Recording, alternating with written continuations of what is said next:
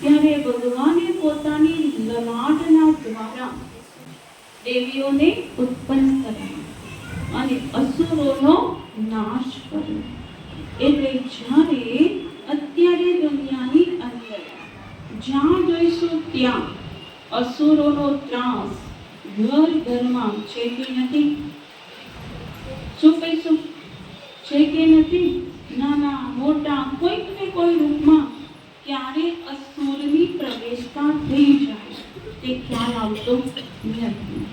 એટલે જ્યારે તે અસુરોનો ત્રાસ વધી ગયો છે એટલે એવા સમય આપણે સમજવાનું છે કે હું કોણ છું? શિવની શક્તિ છું. એટલે શિવ પાસેથી જ્યારે આપણે શક્તિ લઈ અને દેવત્વને આપણે પ્રાપ્ત કર્યું છે તો અહીંયા આપણે જોઈએ છે લક્ષ્મી નારાયણનું ચિત્ર બધાને ગમે છે? ગમે છે બધાને? તો એ પણ મનુષ્ય છે અને આપણે પણ મનુષ્ય છીએ. એમની બે હાથ પગ મોઢું બધું છે અને આપણી પાસે પણ છે. તો એ ગમે છે કે નથી ગમતા? લક્ષ્મી નારાયણ બધાને ગમે છે? ગમે છે ચિત્ર? અચ્છા, ચિત્ર ગમે છે તો એવા બનવું ગમશે કે નહીં ગમે? ગમે કે નહીં ગમે? હવે ઘરમાં આપણે એવા જ બની જઈએ તો આપણું ઘર શું બની જશે? શું બની જશે? સ્વર્ગ બની જશે કે નહીં બની જશે? તો ઘર એ સ્વર્ગ બનાવવું તે કે કોના હાથમાં છે? આપણા હાથમાં કે બીજાના હાથમાં? તો આપણે કહીએ છીએ કલયુગ નર્ક છે. એને ઘર ઘરમાં નર્ક આવી ગયો છે. તો હવે આપણે આપણા પોતાની જાતને પૂછી લો કે ભાઈ નર્કમાં રહેવું છે કે સ્વર્ગમાં રહેવું છે? રહેવું છે સ્વર્ગમાં તો બનાવવું કોને પડશે? કોને બનાવવું પડશે? આપણે બનાવવું પડશે. તો જ્યારે મંદિરમાં આપણે જોઈએ છીએ કે દેવી દેવતાઓની મૂર્તિઓ પણ હશે અને સાથે તમે જોશો કે એક પણ મંદિર એવું નહીં હોય કે જ્યાં શિવલિંગ નહીં હોય. બધી જગ્યાએ શિવલિંગ તો હશે હશે ને હશે. તો એ દેવી દેવતાઓને બનાવનાર કોણ છે? શિવ પિતા પરમાત્મા. હવે શિવ પિતા પરમાત્મા પણ એક પ્રકાશ સ્વરૂપ છે, જ્યોત છે. પરમાત્માને આપણા જેવું શરીર નથી. કહીએ છીએ કે અખિલ બ્રહ્માંડમાં એક તું શ્રી હરિ. તો પરમાત્મા જે છે એ આખી વિશ્વના માલિક છે, દયાળુ છે, કૃપાળુ છે. તો ભગવાન ઉપરથી બધાને જુએ છે. તો બધા કોઈ એક સરખા નથી હોતા, છતાં પણ ભગવાન બધાને શું કરે છે? આપે છે, આપે છે. સૂર્ય છે તો બધાને શું કરે છે? આપે છે. તો એ પોતાના કામમાં બિઝી છે, જે પોતાને આપવું છે તેમાં બિઝી રહે છે. કોણ શું કરે છે તે પાવર જોતા નથી. તો એવી જ રીતે આપણી આત્માનો પાવર વધી ગયો. તો આપણું જે કામ હવે આપણને અહીંયા મળી ગયું. કયું કામ મળી ગયું? આપણા ઘરને સ્વર્ગ મંદિર બનાવવાનો ભગવાને આપણને કામ આપી દીધું. તો એક કામ કરવું પડશે કે નહીં કરવું પડે? કરવું પડશે. તો જ્યાં ભગવાન સદા માટે કરે છે, સૂર્ય સદા માટે એનું કામ કરે છે, રોકાઈ નથી જતા, એને કોઈ પગાર નથી આપતા, કોઈ એની પાછળ મહેનત નથી કરવી પડતી, સૂર્યને કહેવું નથી પડતું, ભગવાનને કહેવું નથી પડતું. તો પછી આપણને રોજ રોજ કહેવું પડશે કે તમે ચૈતન્ય મૂર્તિ બનો, તમે ચૈતન્ય મૂર્તિ બનો. બધા પાસે શુભ ભાવના શુભકામના રાખો, નિંદા નહીં કરો, ચિંતન નહીં કરો, મારું તારું નહીં કરો, આ નહીં કરો. રોજ રોજ કહેવું પડશે કે એક દિવસમાં સમજાઈ ગયું તો આપણું કામ રોજ કરે છે તાકાત એટલી? છે તાકાત કે નથી? છે ને? સમજાઈ ગયું ને? એ ઘરને સ્વર્ગ બનાવવું છે, મનુષ્યમાંથી આપણે દેવતા બનવું છે. તો પરમાત્મા શિવ આપણને કેવા ચૈતન્ય દેવતા બનાવવા માટે આવ્યા છે. હવે કળિયુગનો વિનાશ થશે ને સતયુગ આવશે. તો એમ પણ પૂછવામાં આવે કે ભાઈ સ્વર્ગમાં કોને જવું છે?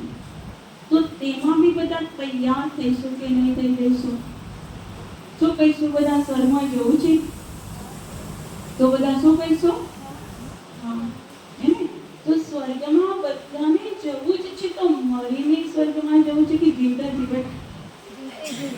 હા, જીવતા નરકમાં રહેવાનું, મરીને સ્વર્ગમાં જવાનું તેવું નહીં.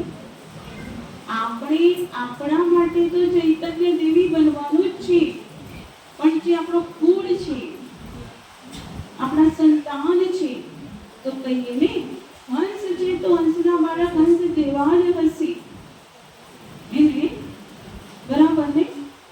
તો તેવી જ રીતે જે આપણી ચૈતન્ય દેવી છે તો એના સંતાન કેવા હશે? કેવા હશે?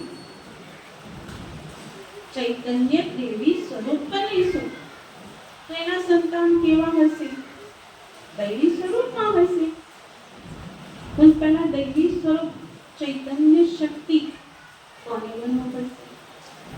તો આપણા કુળની આપણે તેવા દેવતાઓ જેવા બાળકોને બનાવી શકીશું, એની પાલના કરી શકીશું, એવા સંસ્કાર નાખી લઈશું આપણે. નહીંતર કલિયુગમાં શું આપશો? છે કઈ સારું દુનિયામાં? છે કઈ સારું? તે સંસ્કારોનું સિંચન કરનાર કોણ? આપણે જ છીએ. જે પણ દીકરી છે અથવા દીકરો છે, તો દીકરીને આપણે જન્મ આપ્યો તો દીકરી એ જ છે, દીકરી છે. પછી વહુ બને છે, સાસુ બને છે કે દેરાણી જેઠાણી બને છે, તો છે એક જ.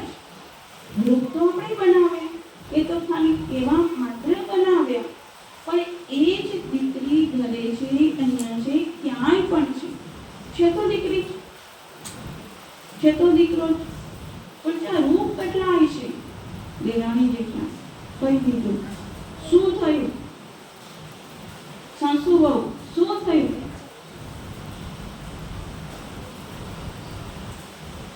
બતાવો. સંબંધ પરિવર્તન થવાથી ઘરમાં શું થયું? નર કે સ્વર્ગ? વ્યક્તિ તો એક જ છે ને, ખાલી શબ્દ બદલાયા. દીકરી, સાસુ, વહુ કોણ બન્યું? એ જ કે બીજા? હા, એ જ ને. તો એ જ બની ગયા. અને પરિવારમાં ખાલી કોઈના દેરાણી, કોઈના જેઠાણી, કોઈના સાસુ, કોઈના વહુ, કોઈના નણંદ, એ જ બન્યા. અને એ બનવાથી તો શું થઈ ગયું? લડાઈ અને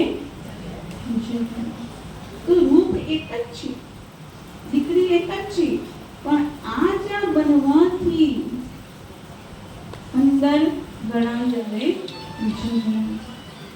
મારું અને તમારું આ બધું થઈ ગયું. હવે મારું અને તારું કઈ છે? કોઈનું કઈ છે? મારું એ કઈ નથી તો તમારું એ કઈ જે છે બધું જ કોનું છે? ભગવાનનું છે. અને અહીંયા છોડીને જવાનું છે. તમે સમજે કે કેટલો સમય જીવવાનો છે? 4 દિવસનો ખેલ છે. થોડાક સમયમાં શરીર છોડી દેવાનું છે. થોડોક સમયનું આપણું જીવન છે. તો આ જીવનમાં સારું જીવન કેમ નહીં બનાવી દેવું? સારું કર્મ કેમ નહીં કરો? કર્મ જ જોડે આવશે. તો અહીંયા બી કર્મ તો આપણી જોડે જોડે જ છે ને. તો જેવું કર્મ કરીએ છીએ તેવું જ તો અત્યારે બી તો મળે છે ને. તો એ સમજ આપણી અત્યારે હોવી જોઈએ કે પછી અત્યારે?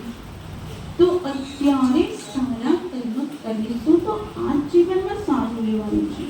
આગલા જન્મમાં તો પછી મળશે જ, એની તો ગેરંટી જ છે. પણ ભલા આ જન્મમાં પરિવર્તન કોને કરવું પડશે? આપણે જ, બીજા કોઈ જ નહીં. અને આજથી જ આપણે પરિવર્તન કરવાનું છે. એટલે આપણો ટોપિક કયો છે? ઘર બને મંદિર. મારે મારા ઘરની કંઈ પણ થઈ જાય, સહન કરવું પડે, ત્યાગ કરવું પડે, જતું કરવું પડે, માફ કરવું પડે. અગરબત્તી શું કરે છે? પોતે સળગે છે અને બીજાને સુગંધ આપે છે. તો એ સાચા અગરબત્તી કોને બનવું પડશે? આપણે. ભલે સળગી જાઓ પણ સુગંધ ફેલાવો. કઈ સુગંધ? જે અહીંયા આપણે આ જ્ઞાનની સુગંધ લઈ રહ્યા છે તે સુગંધ આપણે ફેલાવવાની છે અને સમજવાનું છે હું ચૈતન્ય દૈવી શિવની શક્તિ છું. એટલે શિવની શક્તિ ધારણ કરીને અહીંયાથી જોવાનું છે. એટલે તેના માટે 5 મિનિટનું કોમેન્ટ્રી આપીશ, પરંતુ એ કોમેન્ટ્રી મનની અંદર બધાને ચિંતન કરવાનું છે. એ ચિંતન કરીને બુદ્ધિમાં એ જ કોમેન્ટ્રી જેવી બોલીએ છે ને એ મને પાક્કી કરી દેવાની છે અને ઘરે રોજ રોજ તેનું ચિંતન કરીને આપણે તેવા બનવાનું છે. એટલે તેવા બનવા માટે જે પણ ભાઈ બહેનો માતાઓ આજે આવ્યા છે તો એના માટે આપણે રાજયોગ શિબિર કરાવવામાં આવે છે.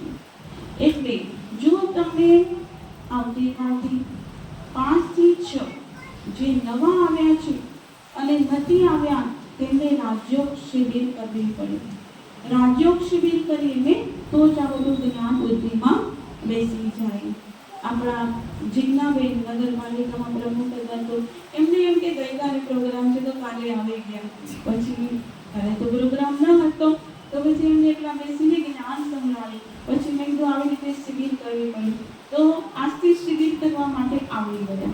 બોલો કે ના હવે તો મારે શિબિર કરવી જ છે, ગમે તેમ કરે. તો સવારે 7 વાગે શિબિર સ્ટાર્ટ કરી દીધી. તો જ્યારે આપણે સાચું સમજાવી જાય એટલે હવે જે નવા છે ને તો એમને આવતીકાલથી 5 થી 6 અથવા કોઈને ટાઈમ એ ના હોય તો એક કાર્ડ આપીશું ને તો તેમાં નંબર હશે તો એમાં ફોનથી તમારે લખાવી દેવાનું કે અમને આ ટાઈમ શિબિર કરવી છે. સવારે અથવા રાત્રે જે ટાઈમે તમે કહેશો એ ટાઈમે બહેનો કરાવશે. પણ જે મેડિટેશન ધ્યાન એ બધાને જરૂરત છે કે દીવો કેમ હલવાઈ જાય છે કે આપણે ભગવાન પાસેથી પાવર લેતા નથી, શક્તિ લેતા નથી. એટલે આત્માને કમજોરી આવી જાય છે. કમજોરી આવી જાય છે એટલે સામે પરિસ્થિતિ આવે છે એટલે આત્મા શું થઈ જાય છે? હલી જાય છે. એટલે પરિસ્થિતિ ભગવાને કીધું છે કે દિવસે ને દિવસે અચાનક પરિસ્થિતિ આવશે, પરિસ્થિતિઓના પહાડ આવશે. ત્યારે આપણી દૈવી શક્તિ જાગૃત હશે ને તો જ તેની કોઈ અસર આપણને થઈ શકશે નહીં. તો અચાનક પહાડ આવશે તેના માટે આ જ્ઞાનની બધાને જરૂરત છે. ઘરની આપણે શંકાતા હોઈએ છીએ કે ભાઈ મંદિર તો સરસ ચોખાઈથી આપણે કરતા હોય પણ ઘરમાં રહેતા હોય તો બહારથી બધી ચીજ વસ્તુ લાવી સરસ સજાવી દઈશું, સરસ પડદા લાવી દઈશું, એસી ગોઠવી દઈશું, એવું થાય કે ઘર ફર્સ્ટ ક્લાસ લાગે, સારામાં સારું લાગે તો ઘરને તૈયાર કરી દઈએ છીએ.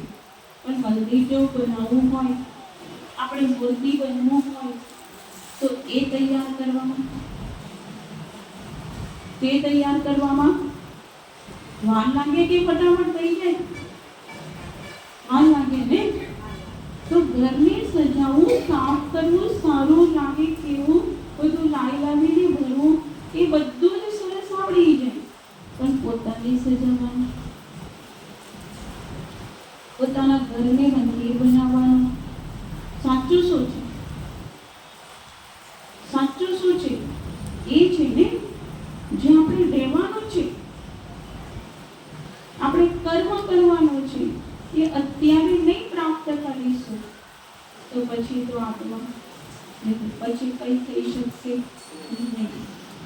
એટલા માટે અત્યારથી આપણા ઘરને મંદિર જેવું સજાવવાનું અને તેમાં હું મૂર્તિ છે એટલે મંદિર જેવું સજાવવાનું. એટલે મંદિરમાં પૂજા, આરતી, ધૂપ, અગરબત્તી, ચોખા, ફૂલ ચડાવતા હોય તો એ જ આપણે ઘરને મૂર્તિ બની અને એવા તૈયાર થવાનું છે. એટલે હું 5 મિનિટ મેડિટેશન કરાવીશ. પણ આવતીકાલથી શિબિર સ્ટાર્ટ થશે ને એટલે કેટલા પણ દૂર હોય, ક્યાંય પણ હોય, છતાં પણ શિબિર કરવા માટે આવી જવાનું. વરસાદ ભલે આવે તો કેટલી સરસ ઠંડક થઈ જશે બધાના માટે. ભગવાને ઠંડક કરી દીધી હે ને એટલે શાંતિથી બેસવાનું, ઉતાવળ નહીં કરવાનું. પછી એક બહુ જ સરસ એક પાત્રીય અભિનય છે, એ બહુ જ ફાઇન છે. તો એક ભાઈ આપણને એક પાત્રીય અભિનય બતાવશે, એટલે તે આપણે અભિનય એક પાત્રીય અભિનય જોવાનો છે. એટલે હું અત્યારે છે તો આપણે સરસ એક 5 મિનિટની કોમેન્ટ્રી કરીશું. પછી અહીંયા જ બધાને આઈસ્ક્રીમ પણ મળશે, અહીંયા જ વરદાન અને પ્રસાદી પણ અહીંયા જ મળશે. અહીંયાથી જ પછી બધાને શાંતિથી લઈને જવાનું છે. એટલે 5